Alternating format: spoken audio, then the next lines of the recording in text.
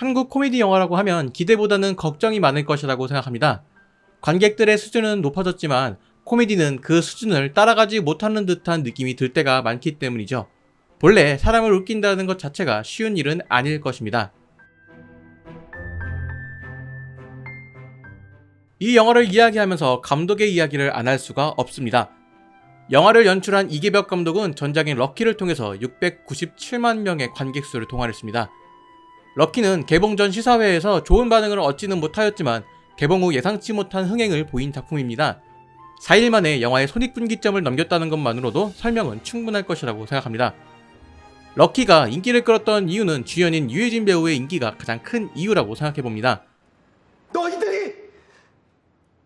너희들은 피바람 가! 오케이! 그 외에도 마음 편하게 볼 수 있는 영화라는 점도 영화가 가지고 있는 매력이라고 볼 수 있습니다.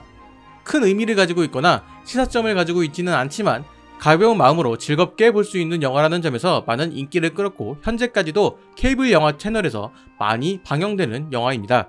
전작에서 탄탄한 연기력을 바탕으로 매력적인 연기를 보여줬던 유해진 배우에 이어서 이번에는 차승원 배우를 내세운 영화가 나왔습니다.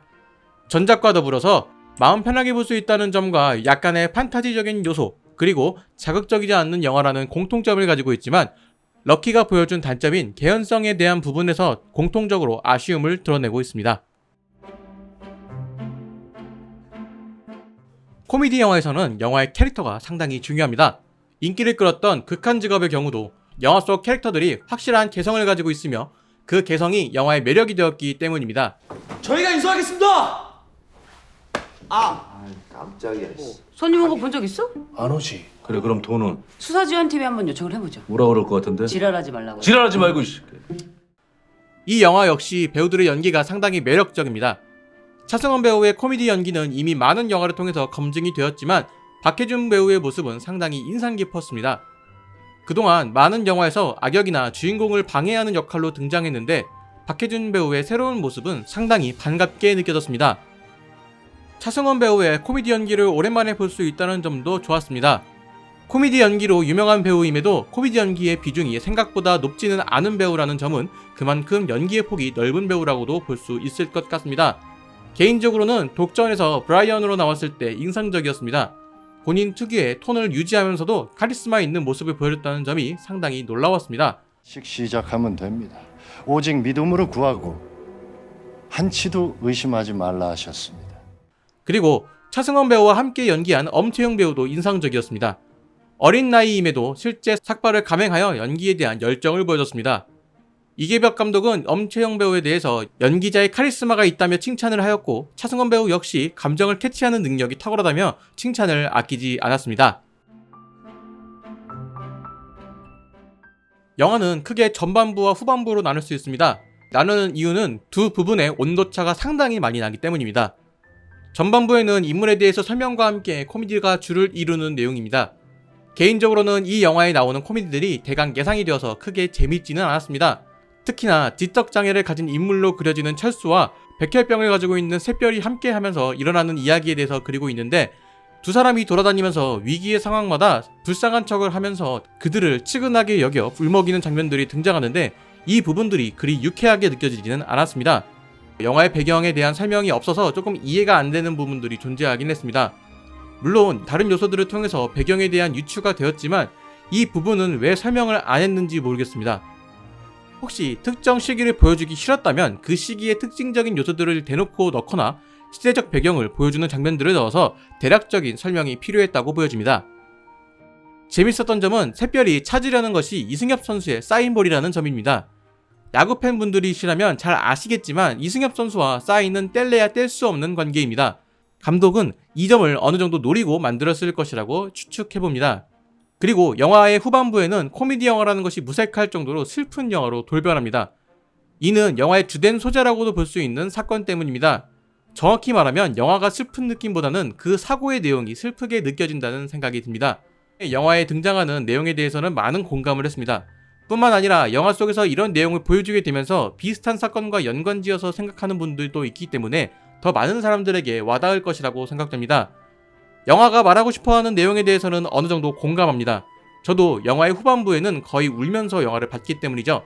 자신을 희생해가면서 타인을 위해 노력하는 분들에 대한 존경과 감사한 마음, 그리고 보답에 대한 이야기는 많은 부분을 공감하고 있으며 이런 이야기를 하는 영화가 고맙게 느껴지기도 합니다. 하지만 한편으로는 이런 장면이 현실적으로 느껴지지는 않았습니다. 과거의 사건을 다룬다는 점에서 누군가에게는 위로가 될 수도 있겠지만 누군가에게는 잊고 있었던 사람들에 대해서 생각해보는 계기가 될 수도 있습니다. 한 가지 걱정이 되는 점은 잊고 있던 사건에 대한 기억이 다시 떠올라서 괴로워하시는 분들이 있지는 않을까 하는 걱정이 되기도 합니다. 어설프게 위로하는 행동은 오히려 그들에게 상처를 자극할 수 있기 때문이죠. 옆에서 감정을 공유해주는 것만으로도 큰 위로라고 생각하는데 이 영화는 그것을 넘어선 느낌이 들어서 실제 사건과 관련된 분들에게 어떻게 다가올지 걱정이 됩니다. 그런 걱정에 대해서 영화는 후반부에 등장하는 많은 사람들이 함께 힘을 모아서 도움을 주려는 모습을 보여주고 있습니다. 영화의 마무리가 다소 억지스럽게 느껴질 수도 있는데 이런 결말을 선택하는 것은 앞서 이야기한 부분에 대해서 감독도 인지하고 있었기 때문이라고 생각합니다. 영화의 후반부는 분명 비현실적인 이야기를 보여주고 있습니다. 현실에서도 영화와 같은 일이 벌어질 수 있을지에 대해 의문을 가지게 됩니다. 하지만 영화는 이런 일들이 현실이 되었으면 하는 바람을 가지고 있는 것 같습니다. 영화가 전체적으로 동화 같다는 느낌을 받기도 하는데 우리가 동화의 마지막 구절로 많이 쓰는 문장이 있습니다. 모두 행복하게 잘 살았답니다. 영화는 이런 모습을 보여주면서 우리가 꿈꾸는 세상에 대한 이야기를 하고 있는 듯합니다. 그 점은 영화가 가지고 있는 매력이라고 생각합니다. 이러한 점이 많은 관객들에게 어필할 수 있을 것이라고 생각을 하고 비참한 현실을 보여주는 영화가 난무해 현실에 대해 지쳐있는 관객들에게는 희망적인 이야기, 행복한 이야기로 보여줄 수 있을 것입니다. 영화는 희망하고 있는 것 같습니다. 현실의 세상도 이런 세상이기를 바라는 마음과 관객분들이 이 이야기에 공감했다면 그런 세상으로 변화할 수 있도록 함께 하자는 생각을 하는 것 같습니다. 영화의 개인적인 감상은 실망스러운 쪽에 가깝습니다. 영화의 초반부를 보면서 상당히 실망스러웠는데 영화의 후반부에 무언가를 숨겨놓았기에 이런 모습을 보였다고 하기에는 후반부가 그리 드라마틱하다고 느껴지지도 않습니다. 영화 I Can Speak의 후반부가 우리에게 감동적으로 다가온 이유는 전반부에 등장한 주요 소재인 옥분 할머니가 영어를 배우려는 이유에 대한 설정에 대해서 전혀 예상치 못함과 동시에 그 이유가 너무나도 간절했기 때문이죠. 이는 영화 속 인물이 가지고 있는 비밀에는 간절함과 아픔이 있었고 그 아픔이 관객 모두 공감할 수 있었지만 가까이 있다고 생각하지 못한 일이기 때문이죠. 힘을 내어 미스터리 또한 제목에 미스터리라는 중의적인 표현과 응원의 내용을 실어서 영화 속 인물에게 응원을 보내고 있습니다. 아마 이 영화 또한 I Can Speak가 보여줬던 구성을 참고하여서 만들어진 영화라고 생각합니다. 하지만 이 영화는 그만큼의 감동이라고 보기에는 어렵습니다. 이는 영화의 전반부에 보여줬던 점들에 대한 충분한 설명이 되어 있지 않기 때문이죠. 영화의 초반부터 등장했던 밀가루를 먹지 말라는 이유에 대해서도 설명이 되지 않고 막장 드라마를 좋아하는 이유에 대해서도 설명하지 않습니다. 만약 설명이 안 되었다면 후반부에 이런 설정을 이용한 무언가가 등장했다면 좋았을 것이라고 판단됩니다. 뿐만 아니라 샛별에게는 왜 아빠의 존재를 그동안 숨겨왔으며 갑작스럽게 아빠가 생겼지만 둘 다 별다른 과정 없이 금방 친해진 아빠와 딸이 된다는 것도 설명이 필요한 부분이라고 생각합니다. 반전은 단순히 인물에게 숨겨진 비밀이 있다고 이뤄지는 것이 아닙니다. 습관처럼 나오는 인물의 행동이나 무심코 나오는 과거에 대한 이야기, 그리고 인물이 왜 이렇게 되었는지에 대한 궁금증이 있어야 합니다. 영화 중간에 맥락없이 갑자기 등장한 드라마처럼 등장한 인물의 과거는 실제 과거인지 인물의 상상인지 확실하지 않기 때문에 과거에 대해서 확실히 보여줄 무언가가 필요했다고 생각합니다. 인물에 대해서 전혀 궁금하지 않았다가 갑자기 반전이라며 비밀을 내미는 형국이 되었으니 관객들 입장에서는 두 이야기가 전혀 섞이지 않을 것입니다. 영화는 좋은 메시지와 결말을 보여주고 있지만 전반부에 보여줬던 부실함을 극복하지는 못하였다고 생각합니다.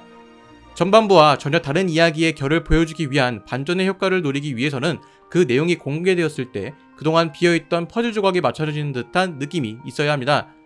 그 퍼즐 조각이 억지로 만든 것 같은 한 조각이라면 그 효과는 극적이지 않을 것입니다. 그럴 수도 있다는 생각이 들면서도 그 이면에 우리가 몰랐던 사연이 숨어있는 것이 더 극적인 효과를 가져오는 방법일 것입니다. 그렇지만 이 영화가 보여주려는 메시지는 상당히 좋았다고 생각합니다.